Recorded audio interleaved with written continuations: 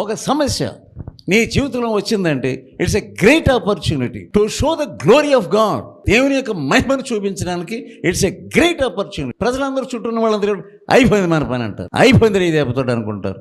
But మనమే దాన్ని ఎలా ఉపయోగించుకుంటాం? Will take it as an opportunity. ఇదే తరుణం దేవుని యొక్క మహిమను నేను రుజువు చేయడానికి ఇదే ఒక తరుణం. అలా తీసుకుంటాను. దావీదు యొక్క స్వభావం, దావీదు యొక్క మనసు అంతే.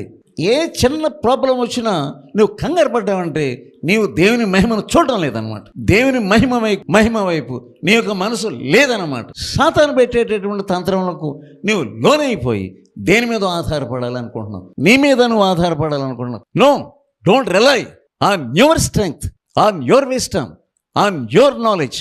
నీ జ్ఞానం మీద, నీ యుక్తి మీద, నీ బలం మీద, నీ యొక్క దేని మీద నువ్వు ఆధారపడకు. నీ మనుషుల మీద దేని మీద ఆధారపడకు, కేవలం ఆయన మీద ఆధారపడింది.